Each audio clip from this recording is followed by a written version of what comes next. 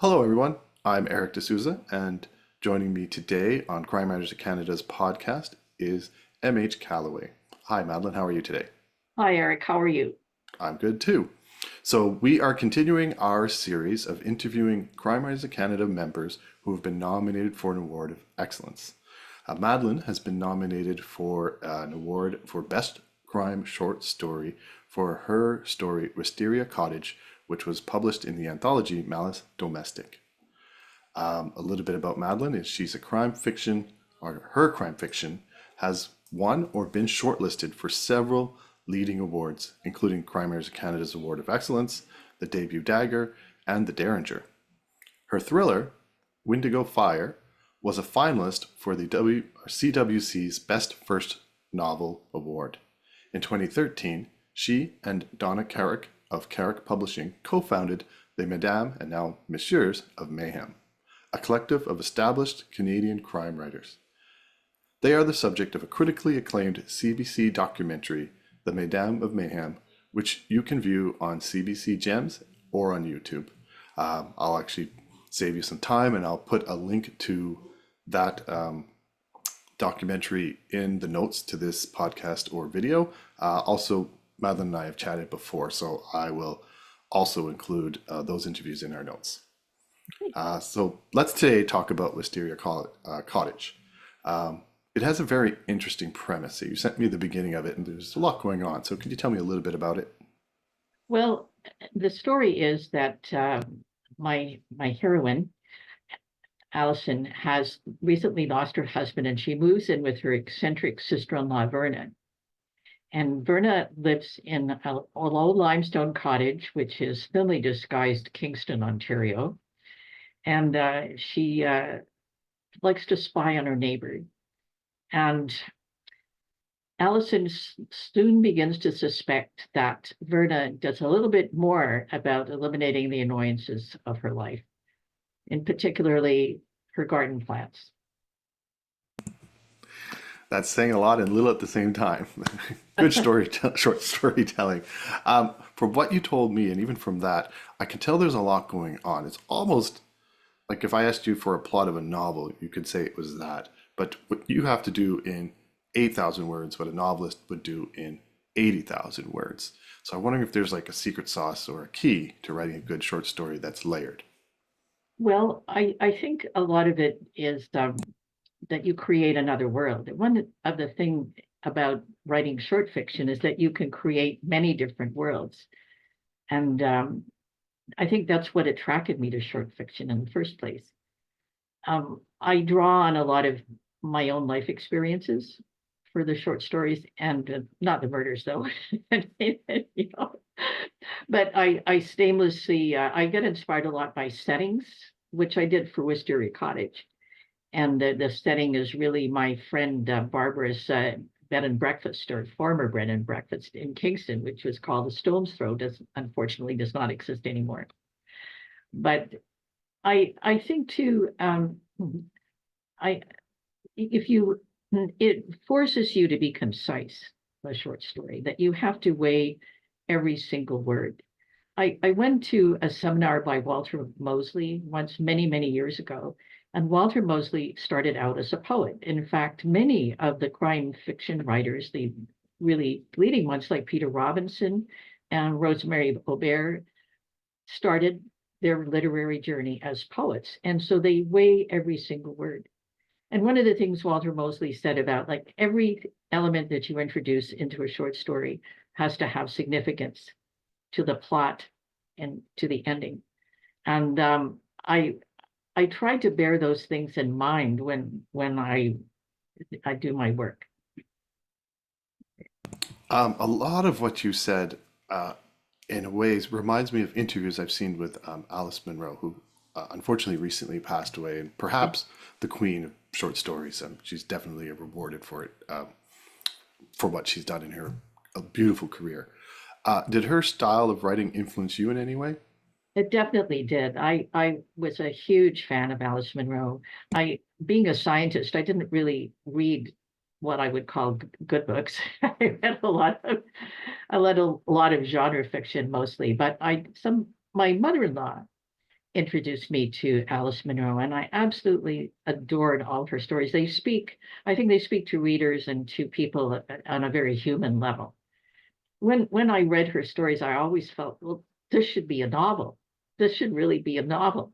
Now her stories are quite long. They're not like 3 or 4 thousand words. They're quite long, lengthy. But she does build in such complexity and interest, and her characters are so different and human at the same time that, yeah, I would count her as one of my stronger influences, definitely.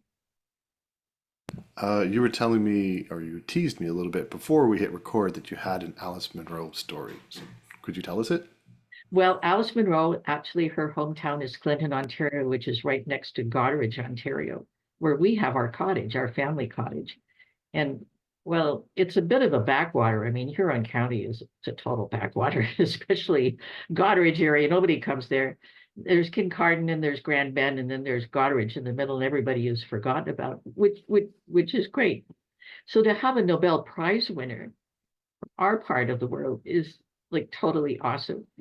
But and many years ago, I did actually meet Alice Munro. I went with a friend who is a literary writer, and we went to hear her read, and it was marvelous. And at the end, we could go up and get our book signed and say hello. Now, it was one story that she wrote about people dredging rocks out of the harbor, and that had happened in Goderich. And my father-in-law at the time was obsessed with this, and the size of the rocks and the size of the hydraulic pump and blah blah blah. And I could have sworn that she put my father-in-law in this story, and I just had to ask her.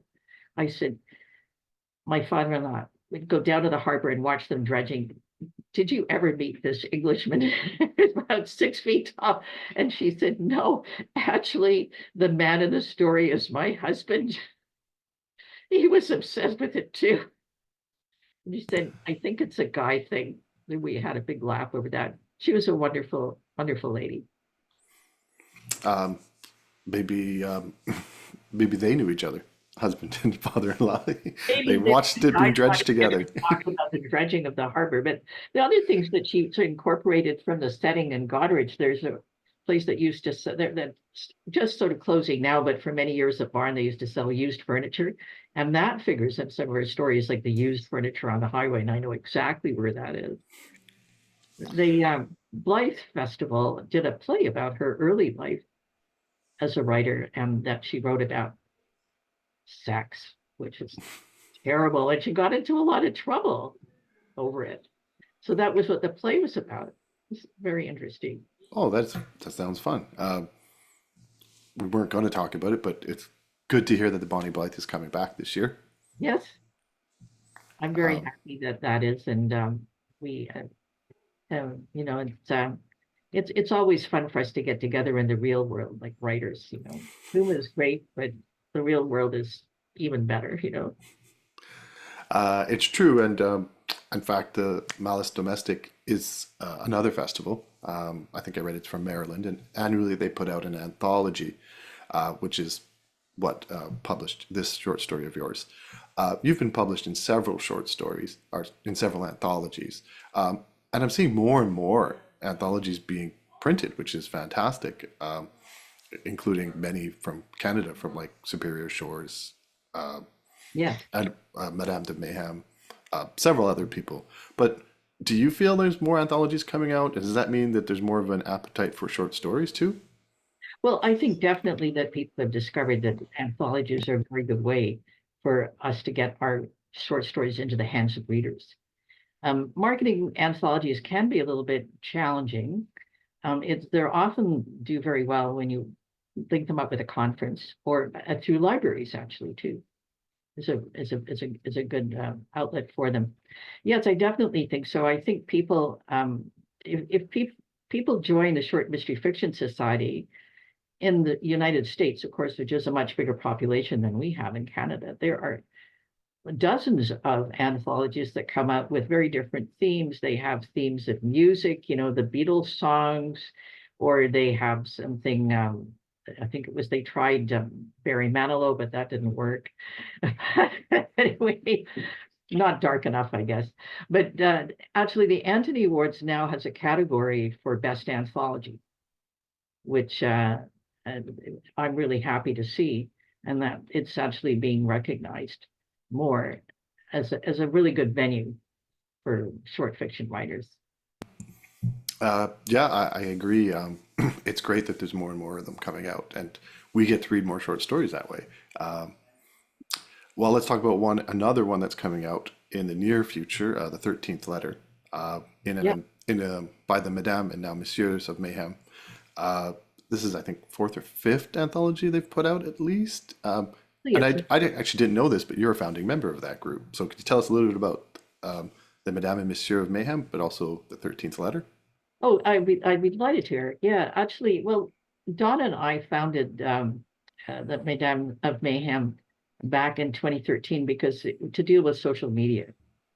It was such a new beast, and we didn't know how do we promote ourselves, how do we use this, and we thought the best way to do it was to pool our knowledge. Donna is much more technical than I am, so she designed our first website, and I, came from the business background, so the marketing and the management level, so that we thought we pool our resources together, we'll make sense of this. So we both belong to two writing groups, so we basically merged our two writing groups together, and the rest is history. We just, to our enormous surprise, it kept growing. One of the things I'll let you in on a little management consulting secret is to have a superordinate goal, what they call it. So I thought it would be great for us because we were so disparate in all our writing. We write, Melody Campbell writes like hilarious comedy. And I tend to be on the dark side, I'm sort of on the noir side. So we was such a spectrum. We thought, well, if we put together an anthology, readers can read it and see if they like our writing style. And if they like our writing style, they can go and explore our other work. So it was going to be this buffet. So we put together our first anthology, 13, and it was a hit. And we got nominations with stories in there. And so we did another, and then another, and another. And eventually our group kept growing, and we're now a national organization. We have members in Western Canada, and we even let in a few men. So, yeah. So we're now the Mesdames and Messieurs Mayhem. We're all we're eclectic group. We're all ages and a lot of different talents. We have a young filmmaker who is part of our group who's taken up crime writing, and yeah, it's worked out. This is number 6 that's coming out. Number 6, fantastic. Yeah, it's called the 13th Letter, and M is the 13th letter. And that is Donna Carrick. I take no responsibility or claim. This is any creativity in this. It's totally Donna's idea. I think it's brilliant. And because M can stand for anything, and it can be mayhem and murder, of course.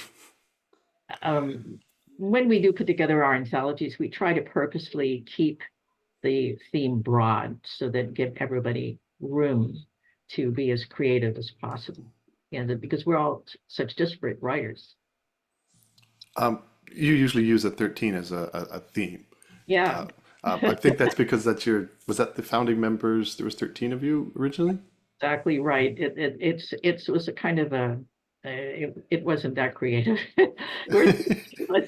And so we thought, well, it's sinister, so why not use it? And then it just stuck, and it became our lucky number. So it's 13 o'clock because it was time was the second book. 13 Claws, which is animals, which is one that Jane Burfield and I had planned to write many, many years ago with Carol Souls and never came off. So we said, let's do animals. So we have anything there from dragons to mice. And then we have In the Key of 13, which is music. And then we did one on the supernatural, which is In the Spirit of 13. And do you know offhand when the 13th letter comes out? I think we have to wait a bit of time. We have to wait a bit. It's going to be, we normally bring out our anthologies in the fall, and it seems to be a good time because that's when people are settling down to read in the cold winters, the not so cold winters as we had here in Toronto this year. And, you know, It's also when people are doing their Christmas shopping. and people do their Christmas shopping. Exactly right. And we always, we traditionally have our launch at the Sleuth Baker Street, Baker Street bookstore here in Toronto. And we're hoping that they're going to host us again this fall. I'm sure they will.